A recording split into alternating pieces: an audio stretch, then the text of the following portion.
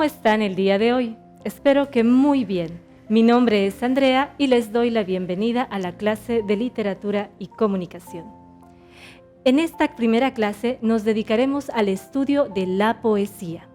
Haremos una breve definición, breve historia, tipos y estructura. Definición 1. ¿Qué es poesía? Dices mientras clavas en mi pupila tu pupila azul.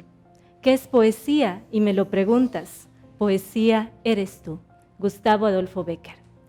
Como diría Cortázar, hasta hoy nadie ha logrado definir la poesía y es un problema que venimos acarreando desde los griegos. Sin embargo, algunos autores ensayan algunos conceptos, como Borges, quien nos dice que la poesía es la expresión de la belleza por medio de las palabras artísticamente entretejidas. Para Antonio Machado, es la palabra esencial, la belleza por medio del temor, la resignación, la esperanza y la impaciencia. Y Jesús Maestro nos dice que es un sistema racional, que es un desafío para la inteligencia humana, como lo es de hecho toda obra de arte.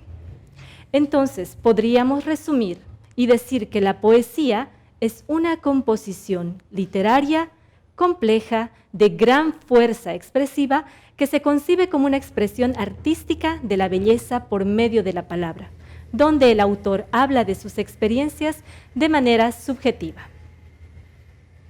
2. Haremos una breve historia. Las expresiones poéticas tienen raíces muy antiguas, es decir, desde las primeras formas de la literatura, antes de ser escrita.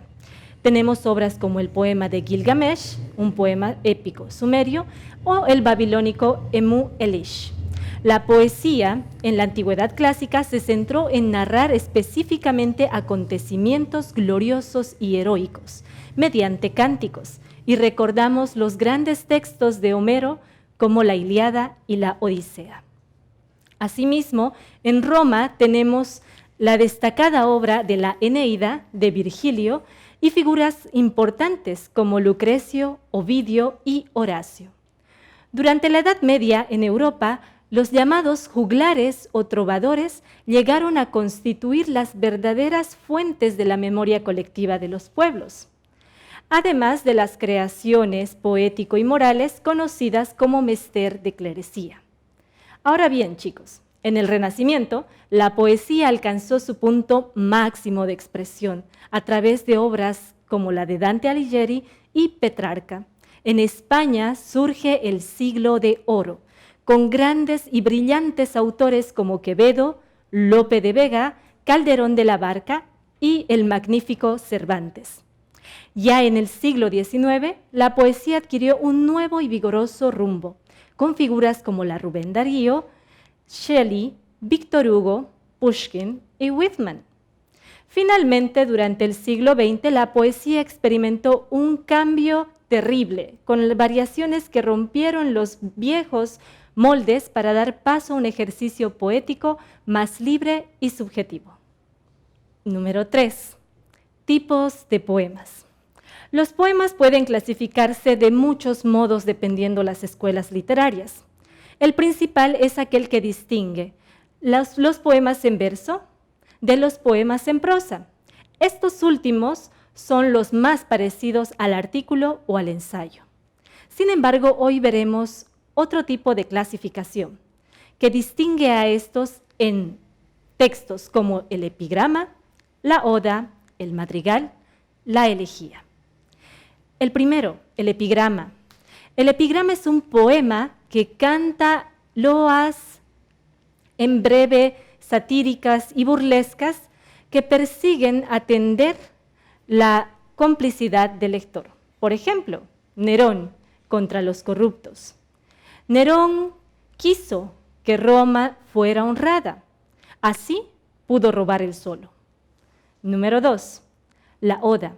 La oda es un poema que canta loas y alabanzas y expresa admiración por algo, alguien o algún acontecimiento. Por ejemplo, la famosa Oda a la Alegría de Friedrich von Schiller, que recita: alegría, hermosa chispa de los dioses, hija de Eliseo, Ebrios de ardor, penetramos, diosa celeste, en tu santuario. Número 3. Madrigal. El madrigal es un poema amoroso por excelencia, de composición breve y delicado al amado o a la amada. El madrigal de Gutiérrez de Cetina. Ojos claros, serenos, si de un dulce mirar sois alabados, ¿por qué si me miras miráis airados? 4. La elegía. Semejante a la oda, pero opera como una despedida o una lamentación o rememoración nostálgica o melancólica en la muerte de un hijo, de un amuno. Abrázame, mi bien, que se nos ha muerto el fruto de amor. Abrázame, el deseo está cubierto en un surco de dolor. Finalmente, tenemos la estructura. El poema está constituido básicamente por versos, estrofas, rima, ritmo y figuras literarias. Nos referimos a verso como la unidad mínima del poema y necesita de otros versos para comunicar. La estrofa es el conjunto mínimo de versos, seguidos por una pausa marcada por un signo de puntuación.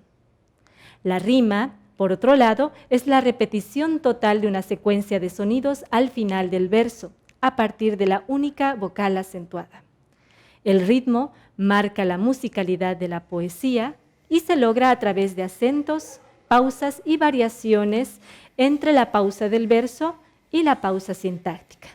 Finalmente, tenemos a las figuras literarias, que buscan darle expresividad al poema a través del uso de recursos como metáforas, hipérbole, repetición y epíteto. Muy bien, chicos, eso fue todo por nuestra clase de hoy. Ahora sabemos cuál es la importancia de la poesía en el desarrollo de la historia del ser humano. Que tengan una preciosa jornada.